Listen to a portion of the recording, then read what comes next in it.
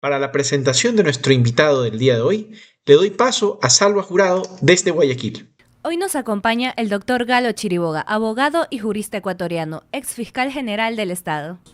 Fue una figura clave en el proceso de transformación institucional de la Fiscalía, liderando investigaciones de alto impacto contra el crimen organizado, la corrupción y estructuras de poder que durante años operaron en la impunidad. Con una amplia trayectoria en el servicio público y la defensa del Estado de Derecho, Chiriboga ha ocupado también responsabilidades diplomáticas y de representación internacional. Su voz sigue siendo una referencia obligada en el debate de justicia, institucionalidad y democracia en el Ecuador. Buenas tardes, doctor. Bienvenido a nuestro programa de relanzamiento del guante. Bueno, Adelante, doctor. muchísimas gracias. Un honor estar en este programa en el que ha sido de tu parte muy elogiosa hacia mí. Pero te quisiera comentar lo siguiente frente a tu inquietud de qué pasó con la institucionalidad del Ecuador. El problema de la institucionalidad del Ecuador, que se consagró en la Constitución de Montecristi, ha sido devastado fundamentalmente desde la época del expresidente Moreno.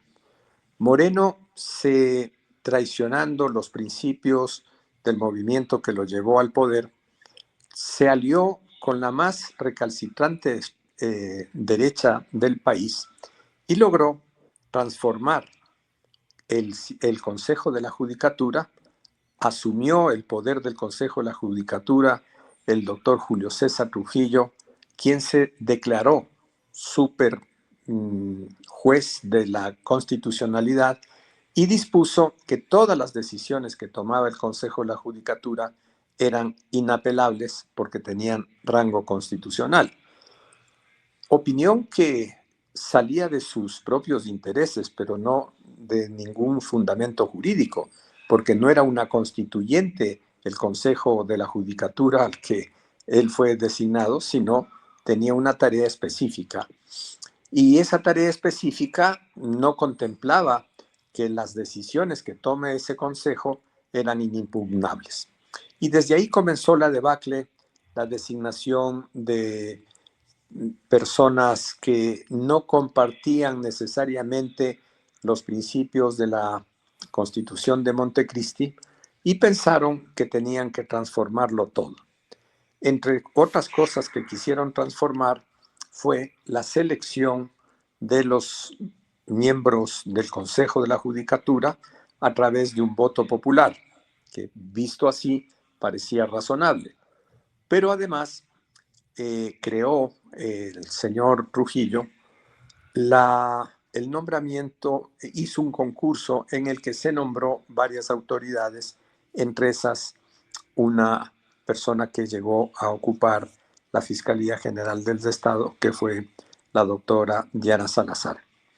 Yo provengo de un proceso diferente, de un proceso que se inició justamente con la consulta una vez de que fue aprobada en consulta popular la Constitución de Montecristi, en la que se estableció que el fiscal general del Estado, para llegar a ser, tenía que cumplir una serie de requisitos. Entre los requisitos que se estableció en esa época era que estos funcionarios, los que iban a optar en el concurso, tenían que tener ciertos conocimientos en la materia penal, pero además tener una carrera que justificara su presencia en la fiscalía. Bien, entramos al concurso, si mal no recuerdo, concursamos 38 participantes y para calificar el concurso hubo dos métodos. En un método, un examen escrito.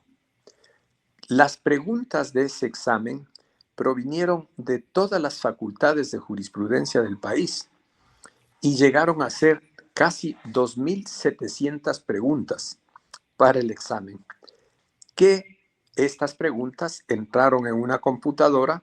Esta computadora tecnológicamente fue sellada ante un notario y no se abrió sino cuando terminó el concurso. Y el otro, entonces, en esta primera etapa de calificación, nos entregaban unas hojas que salían de una computadora en la que habían 10 preguntas en cada hoja y cada pregunta se calificaba con un punto. Por lo tanto, si obtenías el acierto de las 50 preguntas, tenías ya 50 puntos. Y los méritos, que era la otra forma de calificar, llegaban a 50 puntos más. Sumado los dos, tenías que llegar a la nota de por lo menos algo cercano a 100, al 100%. Bien, para que no hubieran inconvenientes, las hojas que nos entregaron ante los medios de comunicación y una gran concurrencia de personas interesadas en el concurso, estas hojas se ingresaron en sobres y a cada participante le entregaban un sobre que venía cerrado con las hojas pertinentes. Delante nuestro no podías tener más que un lápiz y un borrador y no tenías posibilidad alguna de tener ningún artefacto telefónico ni mucho menos, ¿no? Entonces, concluido el examen, que duraba aproximadamente 3 horas, pasaban recogiendo las hojas con las respuestas que habías anotado y cada hoja se plastificaba. Es decir, se ponía un plástico que se adhería a la hoja del examen de tal manera que no había forma de modificar las respuestas que cada concursante había hecho. Estas 5 hojas debidamente plastificadas, y disculpa, aquí quiero mencionar algo, normalmente aquí se ha creado un verbo diferente que es emplasticar. No hay ese verbo emplasticar. El hecho de poner plástico se llama plastificar. Cierro el paréntesis. Bien, estas hojas entraban a una computadora que a su vez tenía las respuestas que habían sido notificadas a todos los concursantes un día viernes previo al concurso que fue un día lunes. Por lo tanto, era obvio que nadie podía decir que le entregaron a uno las preguntas y no a otro, pero también era obvio que era muy difícil abarcar las respuestas de 2.500 preguntas. Bien, dicho esto, se pasó a la etapa de impugnaciones. En la etapa de impugnaciones, después de toda mi actividad pública que comenzó como intendente de policía de Pichincha en el gobierno del presidente Jaime Roldós, en esa época los intendentes éramos jueces en materia penal en la parte de instrucción, lo que hoy la instrucción del juicio penal. Luego fui, como tú bien dices, fui ministro de Trabajo en el gobierno del presidente Palacio. Luego estuve con el presidente Correa como ministro de Minas y Petróleos. Y todas esas, perdón, hasta ahí, Ministerio de Trabajo, ministro de Gobierno y presidente de Petroecuador. Esa trayectoria fue puesta en conocimiento de los observadores y las personas que querían hacer impugnación lo podían hacer. De toda esa gama de actividades públicas, yo solo tuve una impugnación, una, que provenía del ya muy conocido señor Villavicencio. El señor Villavicencio argumentó que yo había, como presidente de Petroecuador, facilitado un contrato o algo así. Cuando se le pidieron las pruebas que demostraran eso, nunca las presentó. Más bien, en la audiencia, era una audiencia pública en donde se presentaba el señor Villavicencio con otra persona más, que era un asambleísta. El momento que yo ya me tocó la réplica, ellos abandonaron la sala y se fueron. No lograron probar absolutamente nada de su acerto. Es más, yo presenté de lo que hablaban ellos, estaba relacionado a una investigación que planteó la Asamblea en contra de varias personas en la que ni siquiera estaba mencionado yo. Bueno, en primera instancia, este consejo, el tribunal que tenía el consejo, La Comisión Ciudadana de Selección también, ¿no? Exactamente.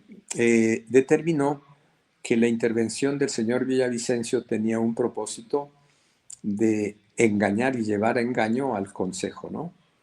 Se apeló y en la segunda instancia también establecieron ese mismo criterio.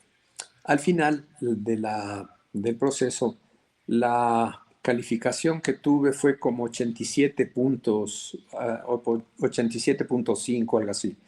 Te ruego lo recibas con beneficio de inventario, pero no fue menos ni más que esa calificación. Es Y decir, fui, hasta ahí tenemos 3 filtros que sí, se han pasado de manera técnica y académicamente hablando, ¿no? Y así además es, de la impugnación ciudadana, es decir, todo un así, proceso de dispositivos de control donde participaba la ciudadanía de manera abierta. Eso es ya. importante mencionar.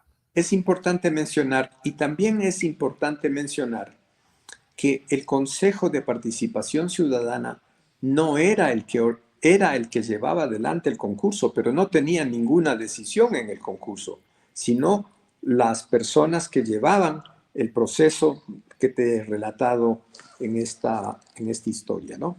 Y el Consejo lo que hacía es, al final, verificar los hechos, Cumplimiento de requisitos. los requisitos, si cumplías los requisitos, si tus notas fueron las que fueron, y aprobaban quién era el ganador. Pasamos a una tercera fase de control que es previa a la presentación de que acepte el Parlamento, o sea, el Parlamento, una vez de que conoció quién es el ganador, designaba a ese ganador, que en este caso fui yo. Pero todavía tenías una posibilidad de que antes de que se presentara el nombramiento al Parlamento, podría haber cualquier otra impugnación, que tampoco la hubo, ¿no? Es decir, como te fijas tú y los escuchas que tienen la gentileza de asistir a este programa, fue un proceso complejo, pero debidamente controlado. Es decir, no es que había lo que ahora se dice, que yo fui designado porque Correa dispuso eso. Es más, yo estaba de embajador en España cuando concursé en este concurso, ¿no? Y por lo tanto, Correa no tenía nada que ver en este concurso. Sin embargo, como era embajador del presidente Correa, lo llamé previamente a decirle que yo iba a participar y que le agradecía haberme nombrado embajador. Y que si por alguna razón no adquiría en el concurso el nombramiento, le pedía que si no tenía inconveniente quedara yo en España. Me dijo no, que estaba bien, que si a mí me parecía el proceso interesante, pues que participe, que no tenía él nada que hacer. Esa es la historia de este proceso, que si lo comparas con lo que pasó después, ya dista mucho de lo que fue ese primer concurso, ¿no? Mi trabajo se orientó fundamentalmente en el campo de derechos humanos. Llevé varios de los casos de desaparecidos, llevé varios casos de ejecuciones extrajudiciales. En fin, tomé el informe que la Comisión de la Verdad elaboró y seguí los pasos y los casos que de tener fuero de Corte Nacional, porque yo no era fiscal de casos, sino el fiscal general, los llevé a la Corte, y casos que hasta el momento siguen vigentes. Por los medios de comunicación me he enterado que varios de los casos que inicié en mi época están nuevamente ahora para su sustanciación en la Corte Nacional de Justicia. Detengámonos aquí un momento, doctor, porque me Sí, interesa mucho este pasaje de su vida, no solamente como profesional, sino también como un pasaje de la historia reciente, en donde usted menciona la Comisión de la Verdad. Y a veces, cuando habíamos planteado los nombres para este primer programa de relanzamiento, hay cuestiones que al público, a la opinión pública, a la ciudadanía, pero también a personas conscientes en este país, hay gestos que les gustan mucho a la ciudadanía y particularmente me quiero referir a un gesto un gesto suyo que dice mucho de usted, de su calidad humana, pero además de una persona que ha sido muy responsable con la historia y que no le ha temblado la mano cuando ha sido de hacer justicia o de investigar lo que hay que investigar. Me refiero al hecho del mural, el famoso mural que le valió un escándalo político me parece que lo había hecho Pavel Lewes, en donde usted recreaba el Plan Cóndor y una similitud de un expresidente, ¿no? Líder de los socialcristianos, León Febres Cordero, ¿no? Ese gesto a nosotros nos pareció muy importante y que hasta ahora lo podemos recordar, y que también fue algo que nosotros siempre cuando analizamos quién sería un personaje importante para poder dilucidar lo que está pasando en una perspectiva histórica con la fiscalía o con cómo se quiere nombrar a los jueces, creo que también eso dice mucho de usted. Perdón esa interrupción. Muchas gracias. Continuemos. Muchas gracias por recordarlo. Efectivamente, en esto también hay un hecho histórico muy importante. Cuando llego a ser fiscal general, las instalaciones que ocupé, porque pasaron a poder del Estado, fue la embajada norteamericana. La embajada norteamericana estaba en ese sitio, ya no está ahí, sino en un edificio más cercano, el edificio COFIEC. Pero ahí era la embajada americana. Y en un homenaje precisamente a la gente que fue reprimida, entre otros los hermanos Restrepo y muchas personas más, en el gobierno de León Febres Cordero. Y Pavel hizo un concurso para hacer el mural, el grito de la verdad, o se llama algo así, ya no lo recuerdo bien, pero ahí se estableció no solo las violaciones de derechos humanos en el Ecuador, sino también en el continente sudamericano, ¿no? Ahí podrán encontrar incluso la figura de Pinochet, entre otros, ¿no? Bien, en la línea de reparación a las víctimas, pensé que una forma de instituir de forma permanente era con este mural del grito de la justicia, creo que se llamó. Y bueno, todos los 9 de diciembre, el Día de los Derechos Humanos, 9 o 10 de diciembre, se concentra gente que pasó por violaciones de derechos humanos y hacen sus actividades ahí, ¿no?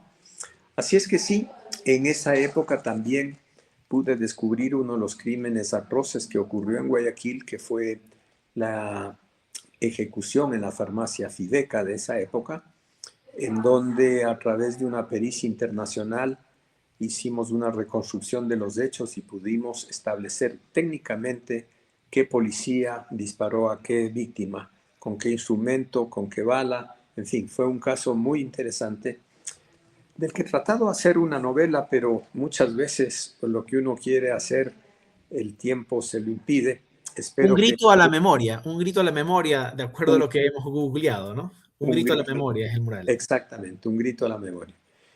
Bueno, y ahora estoy también en un trabajo, yo pertenezco a una asociación internacional de juristas que se llama la Asociación Americana de Juristas, que es un organismo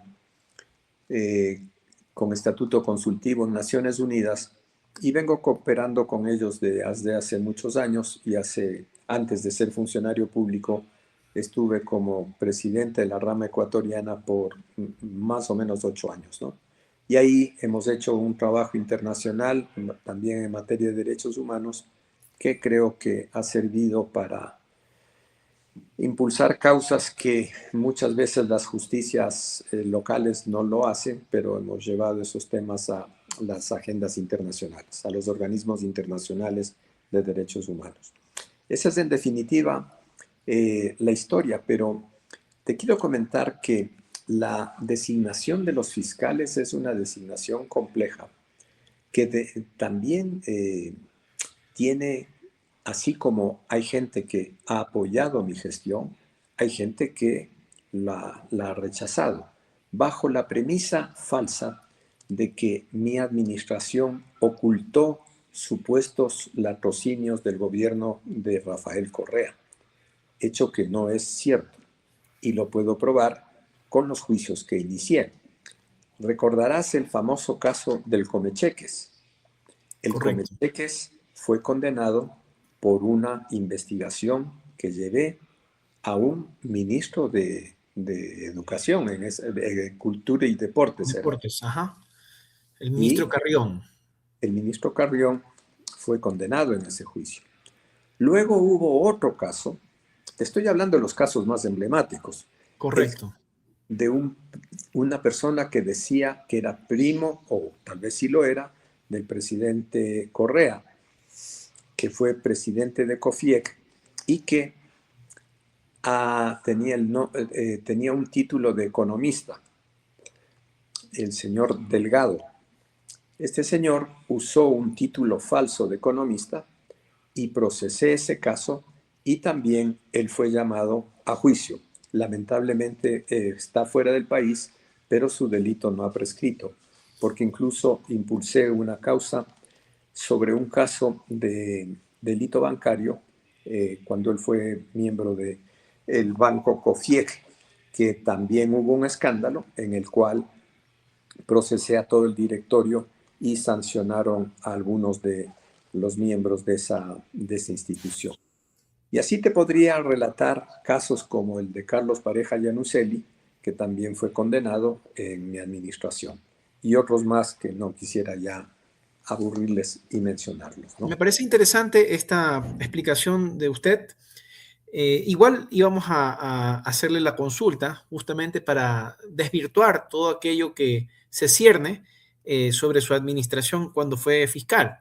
Qué importante mencionar esto, sobre todo para hacer un contraste de lo que era la institucionalidad en aquella época y lo que vivimos después del 2017 o después de la consulta popular impulsada por Lenín Moreno. Pasaron algunos cambios, podemos mencionar en el caso del Consejo de Participación Ciudadana, cómo se cambió la forma de elección de los consejeros de un proceso también que venía de comisiones ciudadanas de selección a un proceso que se dio luego por el voto popular, después de la consulta popular. Planteó el rol que tenía de la búsqueda de la justicia, pasó a ser una entidad que terminó judicializando a los adversarios políticos, ¿no? Que sirvió para la persecución, pero también para la impunidad, porque hubo casos de los gobiernos que la sostuvieron a la fiscal Diana Salazar, desde Moreno, pasando por Lazo, hasta Daniel Noboa, en donde tuvimos casos de corrupción que durmieron el sueño de los justos y que nunca se investigó, ¿no? Podemos mencionar algunos, ¿no? El caso de todos los negociados que hubo alrededor de la de todos los sectores estratégicos, ¿no? En el tiempo de Moreno, en el tiempo de Lazo, y otros casos más, ¿no?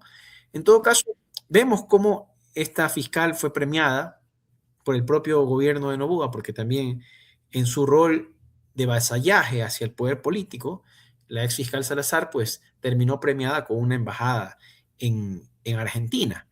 Y Luque Lecaro sigue allá sin que venga a rendir cuentas ante la justicia por todo lo que hizo, por ejemplo, ¿no? Un contraste creo que válido para lo que está pasando ahora y para entrar en materia de la entrevista con este antecedente importante, que es justamente el concurso que actualmente se está dando para la selección del fiscal general del Estado y que lo está liderando el Consejo de Participación Ciudadana con una comisión ciudadana de selección que ha sido muy cuestionada, doctor.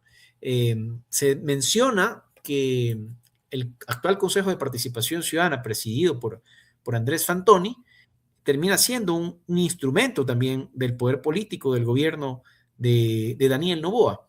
¿Cómo visualiza usted el rol que tienen los consejeros y este llamado espurio, esta espuria Comisión Ciudadana de Selección que ha sido elegida sin cumplir toda la idoneidad tanto de méritos y oposición? ¿Qué nos dice al respecto, doctor? Bueno, yo quisiera decir algo que parece que el país no quiere aceptar, pero el gobierno de Ecuador se salió ya del control constitucional. Y eso quiere decir que lo que ocurre en el país, muchas de sus acciones están fuera del control constitucional. no es posible en este momento ni siquiera que funcione la oposición en el Parlamento. Es decir, hay una mayoría que impide incluso que la oposición expresada en la segunda fuerza política que existe en el Parlamento pueda impulsar un proceso de fiscalización, porque la Comisión de Fiscalización simplemente archiva todas las causas, ¿no? O la mayoría de ellas.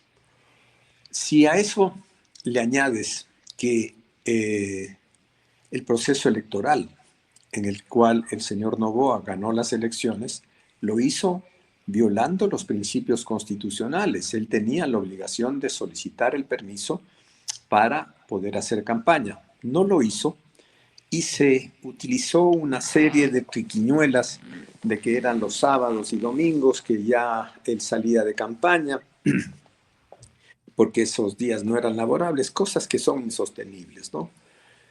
Lo que está pasando ahora con todos los problemas que la ciudadanía observa cada día, la violencia ha subido a niveles impresionantes, es decir, nunca el país estuvo en un nivel de violencia interna tan brutal. Y la estrategia para enfrentar esa violencia criminal ha sido la de crear un estado de guerra interno frente a exponiendo a las Fuerzas Armadas a que cometan los abusos que ya están siendo materia de observación internacional, porque los militares no están preparados para la investigación de delitos, ellos están preparados para controlar las fronteras y enfrentar a enemigos externos. Yo siempre he cuestionado la figura del famoso enemigo interno. El enemigo interno no existe. El enemigo interno es el propio Estado muchas veces, las organizaciones policiales o militares. Esos son el enemigo interno. El crimen lo tienes que investigar de otra forma, con instrumentos técnicos. Vuelvo a repetir, en mi época creamos los institutos de ciencias forenses, en donde los delitos se investigaban con una técnica de alto contenido y alta categoría, de tal manera que el informe pericial sobre la muerte de un ciudadano o de una persona de sexo femenino era evidenciada técnicamente y no había duda de qué había pasado con esa persona y que ese elemento, que era la necropsia, servía a la fiscalía para impulsar y sostener su investigación. Eso ahora creo que no hay ni siquiera recursos para sostener esos centros forenses y por lo tanto también eso favorece la impunidad de los crímenes que las bandas criminales cometen en nuestro país, ¿no? Así es que estamos en una situación de un Estado que ya no es constitucional y lo que tenemos que hacer es un esfuerzo para que el Ecuador regrese nuevamente al control constitucional, que para ponerlo en sencillo, la Constitución lo único que hace es controlar al poder en un sistema de pesos y contrapesos. Y esos pesos y contrapesos equilibran. Si la función ejecutiva tiene tales funciones, el Parlamento, o en este caso la Audiencia Nacional, tiene otros. Y de tal manera que ese control hace que haya una equidad en la fuerza del Estado, ¿no? Pero todo eso se ha perdido ya y estamos realmente en momentos muy difíciles, incluso declarando en el campo internacional, en el derecho internacional, saliéndose de lo que ha sido la tradición diplomática de este país. Toda la historia de la República del Ecuador ha defendido las tesis de los derechos humanos, las tesis de la soberanía, las tesis de la no intervención, las tesis del multilateralismo. Del multilateralismo. Todo eso ahora está totalmente fuera de la tradición y de la política de derecho internacional de la República del Ecuador y más bien inclusive contrario a los principios establecidos por la propia Constitución, donde se delinean ya esos principios de la política exterior, ¿no? Exactamente, ¿no? Entonces, mira, todos estos elementos creo que es técnicamente sostenible de que el Ecuador ya no vive un Estado de Derecho, lamentablemente, ¿no?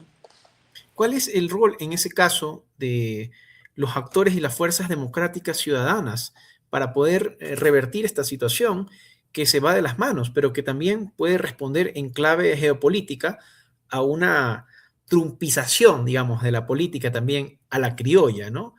De un ciudadano americano que gobierna este país al que pues habría que felicitarlo como patriota, pero no como patriota del Ecuador, sino como patriota de Estados Unidos, que ha implementado en este país la doctrina Monroe, ¿no? Que es la doctrina Monroe 3.0, donde Trump alega la seguridad de Estados Unidos a partir del dominio imperial sobre América Latina y sobre otros territorios como Groenlandia, ¿no?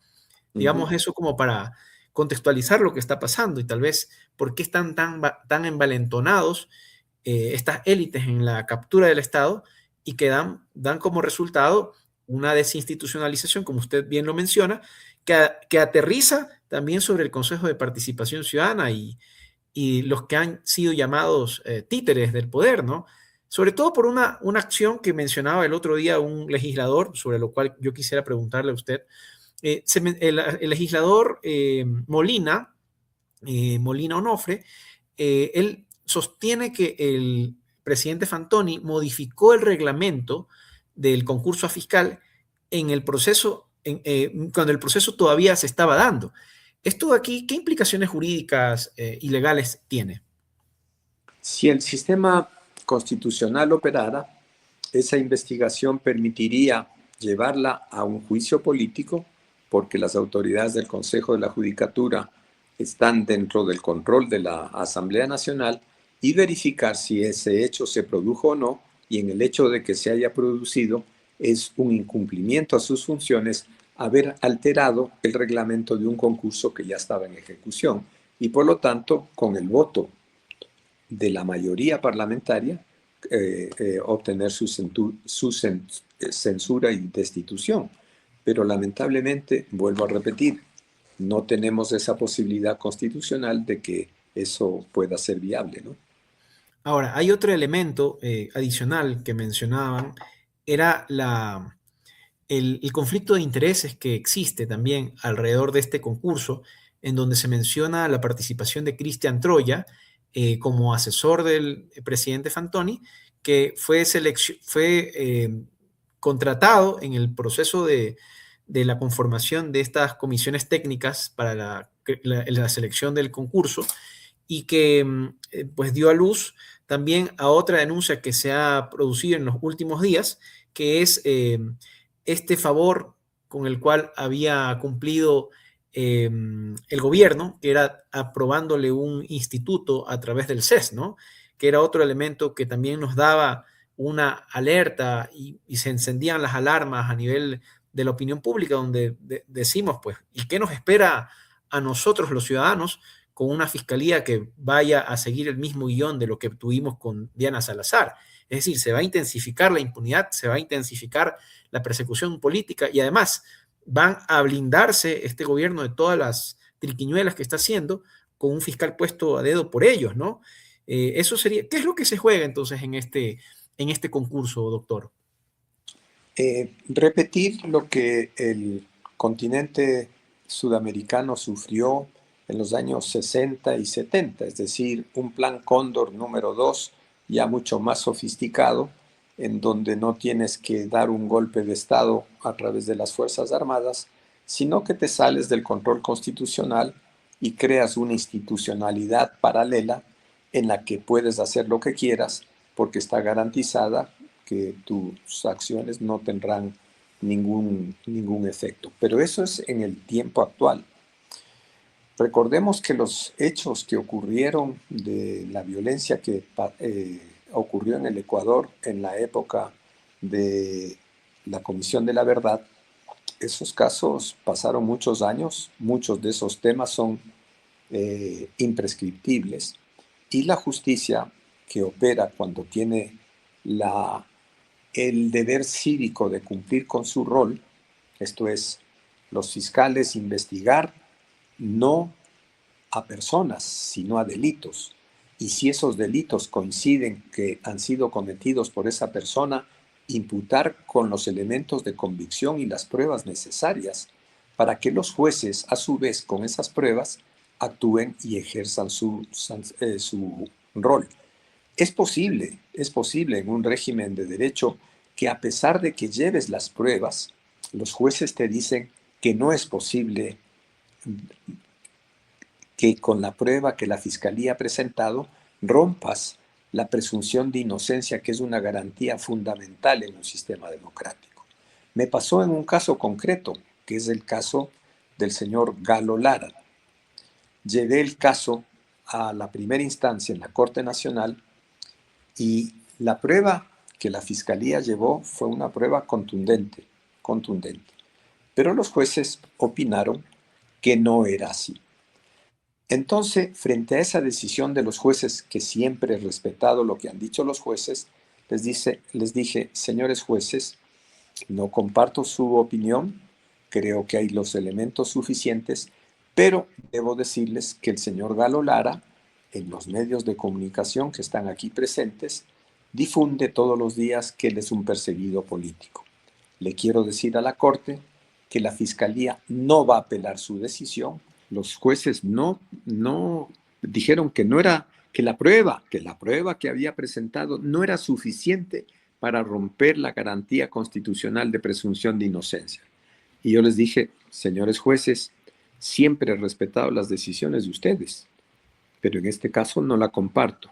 Pero como este es un hecho que el imputado, el señor Galo Lara, dice que es un tema de persecución política, le comento que mi decisión es que no es su decisión y dejaré que sea la acusación particular la que finalmente sancione. Subió a segunda instancia el caso y los imputados fueron condenados de un crimen atroz, que fue la muerte de una mujer, el degollamiento de un niño de 4 años, el apaleamiento del esposo de esta señora, luego los cadáveres fueron llevados y botados en un río, el río Umbe, y luego de esto, como para ponerle la cereza al pastel, quemaron la casa de esta familia, ¿no? Nada menos que eso. Y todo eso estuvo probado, y los jueces en segunda instancia condenaron a 20 años a los autores y a 10 años al señor Galo Lara. Qué macabro, ¿ah? Qué hecho más macabro. Pero bueno, lo que quiero evidenciar es que así funciona, es decir, no siempre la Fiscalía tiene que imponerle a los jueces su teoría. Si los jueces consideran y que son exigentes, que deben ser exigentes, en decirle, fiscal, la prueba que usted presenta tiene que ser lo tan contundente para romper, a su vez, esa garantía constitucional que es la presunción de inocencia. Correcto. Eso es el Estado de Derecho. Eso es lo que hemos perdido y eso es lo que tenemos que recuperar. ¿Y cómo recuperarlo? A través de la voluntad popular. La voluntad popular que tiene que expresarse como se expresó en la consulta, en la última consulta, con un rotundo no a las 4 preguntas del Ejecutivo, o con un proceso revocatorio, o por un proceso parlamentario que modifique la situación que vive el país. Esta lectura de la consulta popular y del no parece que no ha sido muy bien asimilado por el gobierno actual, de tal forma que se insiste en limitar constitucionalmente, o limitar, perdón, el control constitucional de la Corte, algo que también preocupa mucho, ¿no? La persecución de este gobierno a la Corte Constitucional ha sido grave y da cuenta de su carácter autoritario. Pero bueno, en este contexto, más allá de lo que se puede hacer en términos del Estado de Derecho, usted reivindica la acción colectiva y la recuperación del voto popular que se expresó en la consulta, pero ¿cómo hacer para salir de una fragmentación o polarización que nos permita de alguna forma aunar aquellos sectores en un proyecto de país, de recuperación de país, de recuperación de patria, que permita realmente tender esos puentes y decir, frente a esta situación de incivilidad, porque aquí ya no nos jugamos simplemente una elección, La ciudadanía se juega el futuro del país y también un nivel de entrado a un semifascismo, ¿no? A la criolla, como dije hace un momento, ¿no?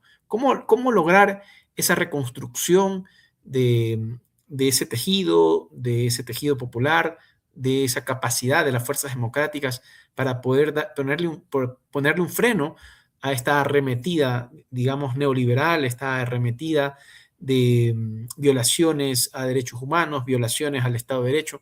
¿Cómo trabajar en ese sentido, doctor? Me parece que el resultado del no fue una confluencia de principios en relación al derecho, en relación a la violación de las garantías constitucionales, en violación a la intentona de destruir la Constitución de Montecristi. La Constitución de Montecristi es el instrumento jurídico que permite la protección de los derechos, crea un estado de justicia y de derechos y responde por la seguridad de los bienes públicos. En eso está la esencia de la Constitución de Montecristi.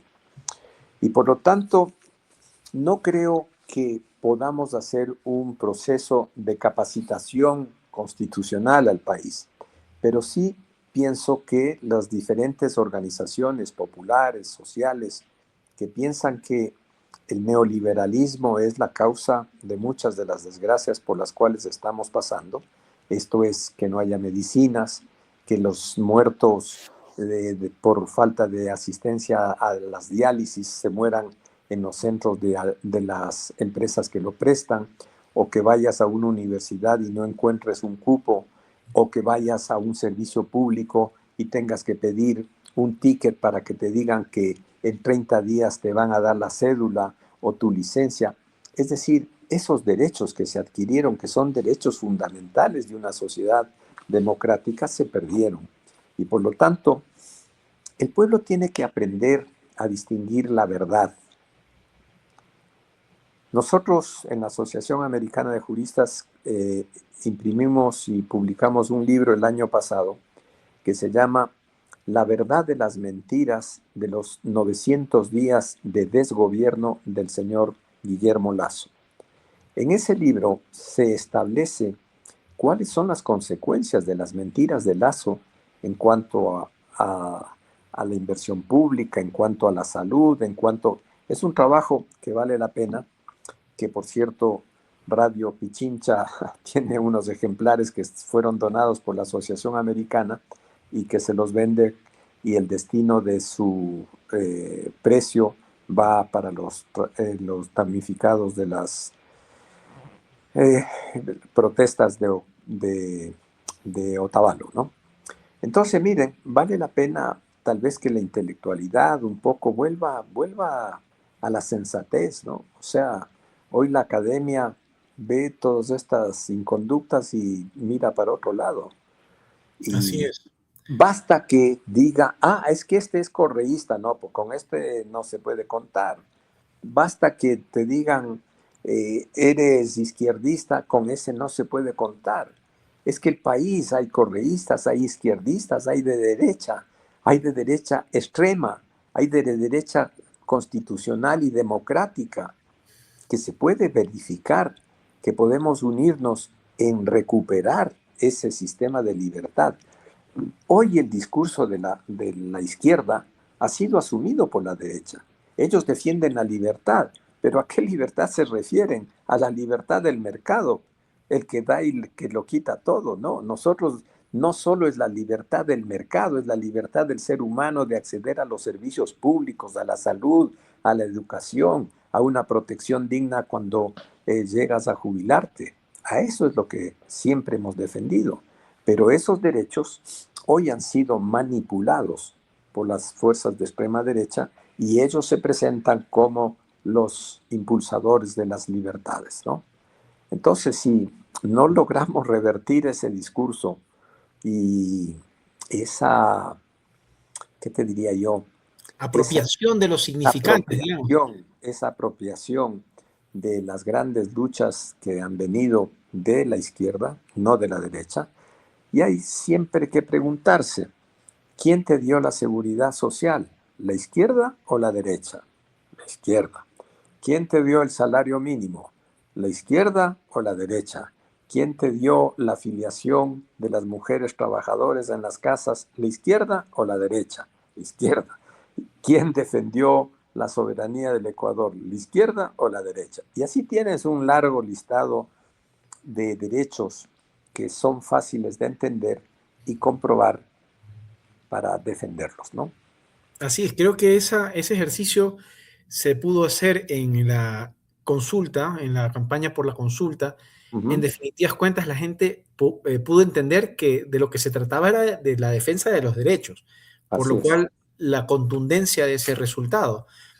Para cerrar la entrevista, doctor, me gustaría mucho, en este caso, ya que usted lo mencionó, esta idea de que la derecha en los últimos tiempos ha logrado una acumulación de un capital simbólico, cultural, porque a lo mejor algunos dicen por ahí que la derecha estudió mejor y entendió mejor a Gramsci, ¿no?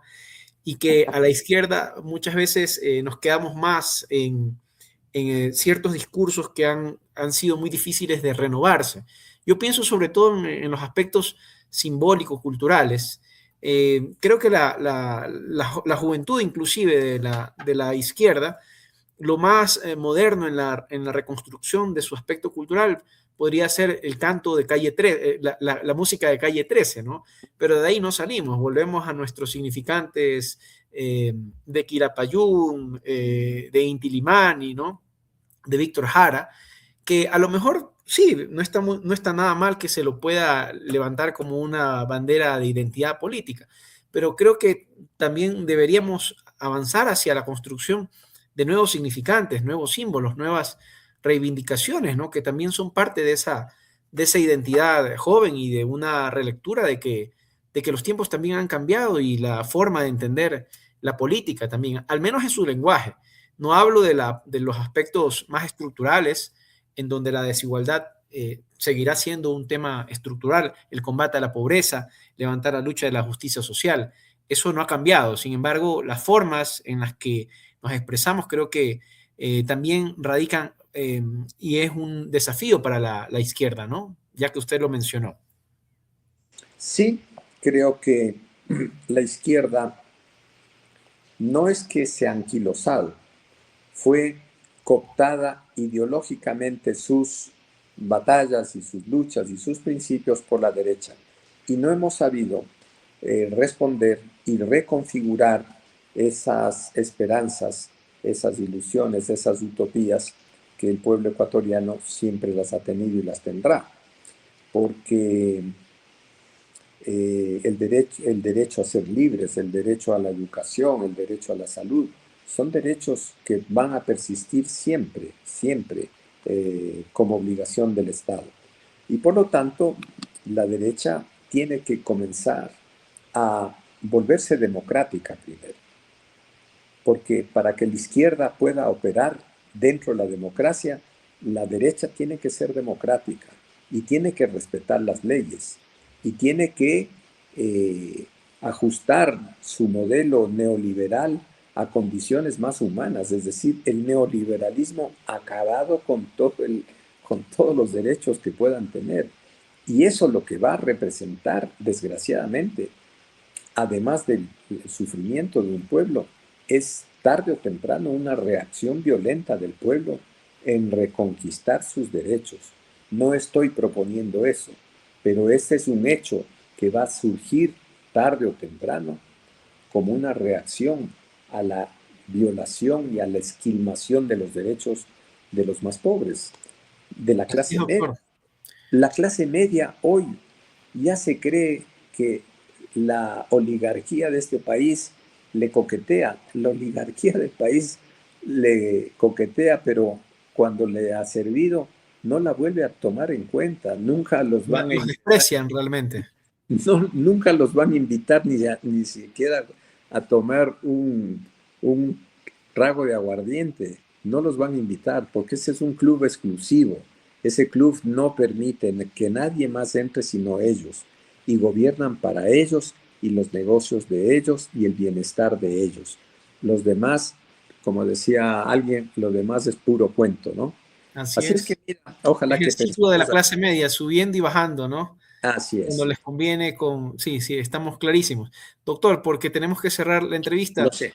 su mensaje final en este contexto de recuperación de la patria, de desmantelamiento del Estado, de lo que hemos venido denunciando acá, de la pérdida de la legitimidad democrática del Estado de Derecho y de las instituciones, su mensaje final para la audiencia del Guante en este relanzamiento de nuestro programa de democracia digital y periodismo crítico, El Guante. Por favor, adelante. Bueno, yo diría que espacios como el que ustedes tienen es un tema que fortalece la educación política, la visión clara del derecho internacional y esperemos de que ya la gente no vote sobre la base de la mentira. Y si ya la gente sigue creyendo en las mentiras, poco puede hacerse, ¿no? Creo que no perdamos la esperanza, tenemos que nuevamente reforzar la ilusión, la utopía y decir que vale la pena luchar por ellos, no solo por nosotros, sino por todos, inclusive por aquellos que tienen el poder económico, porque ese poder económico proviene precisamente de una clase trabajadora que a través de su esfuerzo genera los recursos que más tarde disfrutan ellos, ¿no? Ese fue el doctor Galo Chiriboga, quien nos acompañó en estas reflexiones sobre la coyuntura política actual, donde hablamos de algunos temas, cómo se dio la deriva del desmantelamiento del Estado desde la época en que él fue fiscal general de la Nación, pasando por el Trujillato, pasando por la administración de la exfiscal Diana Salazar, para ubicarnos en el momento actual, en lo que se debate en la selección de el nuevo fiscal general del Estado, en el marco del proceso de selección del concurso llevado adelante por el Consejo de Participación Ciudadana y los cuestionamientos que ha tenido al respecto de esta selección. También hablamos sobre otro tema importantísimo que es el contexto inmediato o la capacidad de poder soñar futuros posibles en relación a la recuperación de la patria, en relación a la recuperación del Estado de Derecho y principalmente en relación a la recuperación de los derechos que son los que se debaten y los que se conquistan con luchas históricas y que hoy en día son amenazados con su desaparición por la arremetida de un sistema neoliberal que se ha implementado en este país y que en la consulta popular terminó definiendo la línea de que el pueblo claramente se pronunció en defenderlos, ¿no? Esto ha sido nuestro programa de relanzamiento de El Guante.